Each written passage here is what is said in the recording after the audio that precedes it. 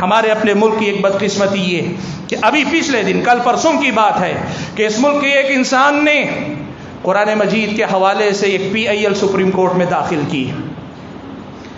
ایک رافضی نے قرآن مجید سے متعلق سپریم کورٹ میں ایک اپیل داخل کی ہے، مفاد عامہ کی عرضی داخل کی ہے، اور اس میں اس نے یہ مطالبہ کیا ہے کہ قرآن مجید کے اندر 26 آیتیں ایسی ہیں جو دہشت گردی کو فروغ دیتی ہیں، اس لیے قرآن مجید سے ان آیتوں کو نکال باہر کیا جائے.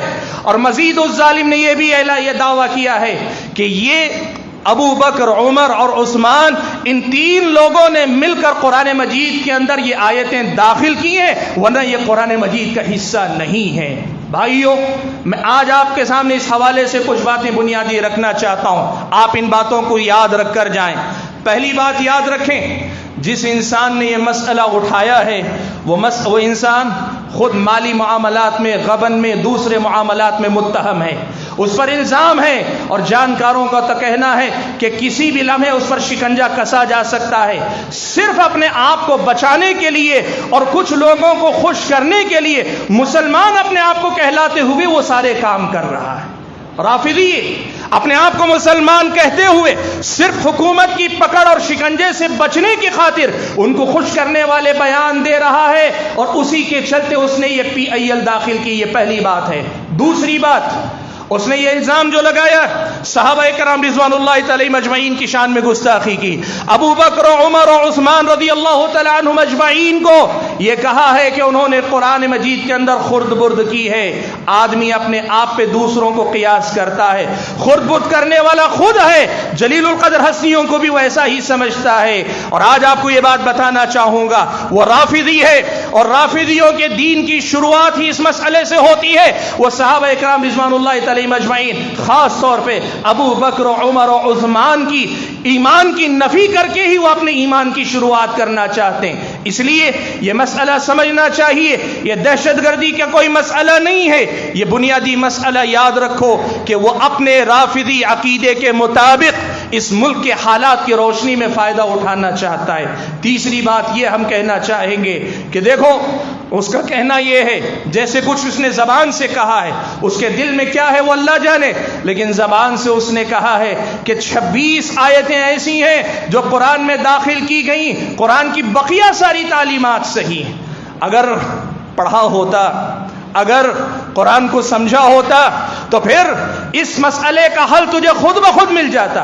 قرآن اپنے بارے میں خود کیا کہتا ہے؟ قرآن خود کہتا ہے انا نحن نزلنا الذکر وانا له لحافظون. ہم نے اس ذکر کو، اس قرآن کو اتارا ہے. اللہ کہتا ہے کہ میں نے یہ قرآن اتارا ہے، ہم نے اس ذکر کو اتارا ہے اور ہم ہی اس کی حفاظت کریں گے. یہ اللہ تعالیٰ نے کہا ہے.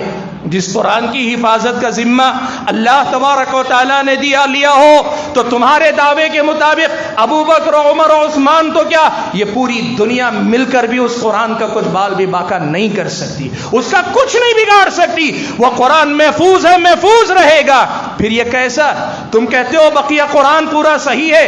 اگر تمہارا ماننا ہے پورا قرآن صحیح ہے تو یہ آیت بھی صحیح ہے کہ قرآن محفوظ ہے. پھر یہ 26 آیتوں والا شوشہ کہاں سے تمہارا صحیح ہو گیا؟ یہ تضاد ہے تمہارا. ایک طرف یہ دعویٰ بھی کرتے ہو کہ قرآن میں بڑھا دیا گیا، اور دوسری طرف یہ بھی کہتے ہو کہ قرآن کی باقی باتیں صحیح ہیں. اگر صحیح ہیں تو قرآن کی یہ آیت صحیح. قرآن نے اپنے بارے میں خود بیان فرمایا. اللہ نے کہا وَإِنَّهُ لَكِتَابٌ عَزِيزٌ لَا يَأْتِيهِ الْبَاطِلُ مِنْ بَيْنِ يَدَيْهِ وَلَا مِنْ خَلْفِهِ تنزیل من حکیم حمید. اللہ نے کہا یہ کتاب عزیز ہے، اس کی طرف باطل لا یأتیہ الباطل من بین یدیہ ولا من خلفہ، باطل اس کتاب تک نہ آگے سے پھٹک سکتا ہے نہ پیچھے سے آ سکتا ہے.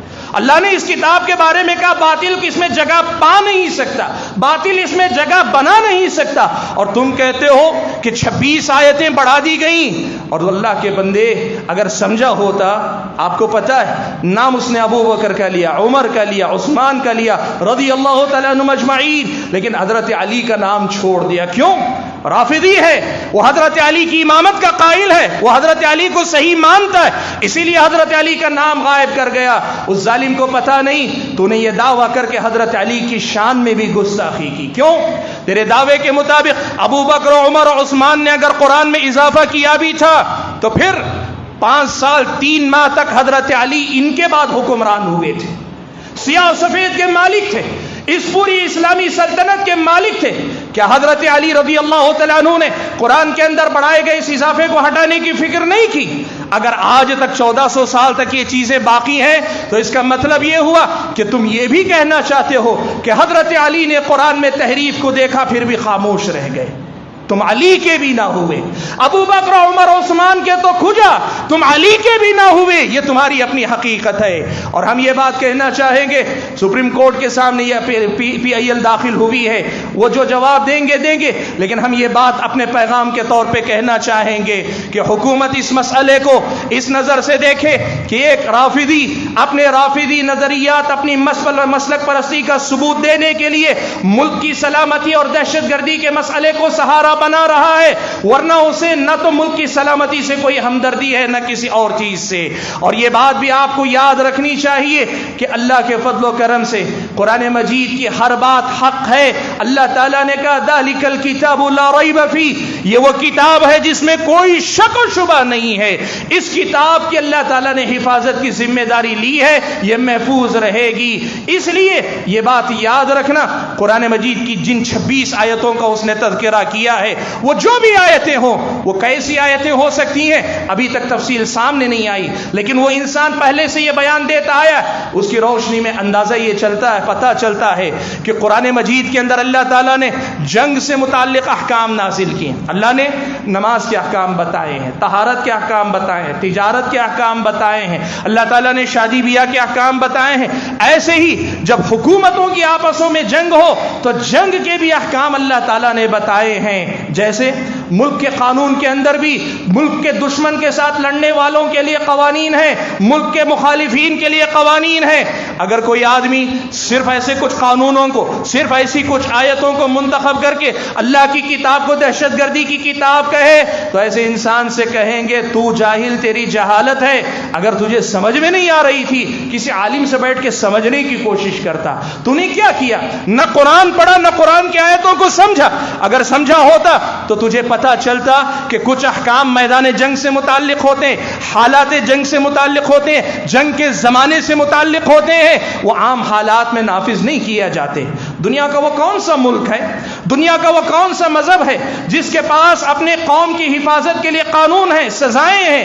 اگر کوئی آدمی وہ سزائیں سامنے لا کر کہے یہ دہشت گردی ہے، یہ فساد ہے، یہ لوگوں کی جان کے ساتھ کھلواڑ ہے، تو کہا جائے گا کہ تو نادان ہے، تو ناسمجھ ہے، تو نے اس بات کو سمجھا ہی نہیں ہے.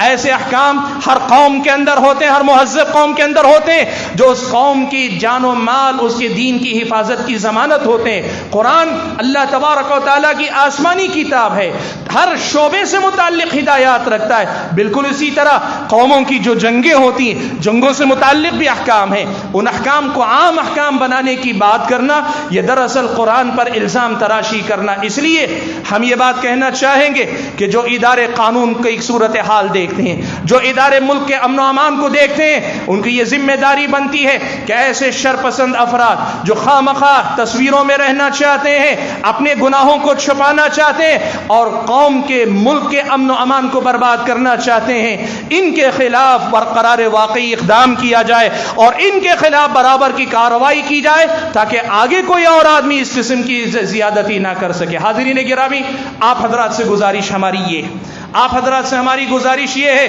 کہ ایسے لوگوں کے ویڈیوز کو زیادہ فارورڈ نہ کریں. آپ لوگ اس قسم کے ویڈیوز کو فارورڈ نہ کریں.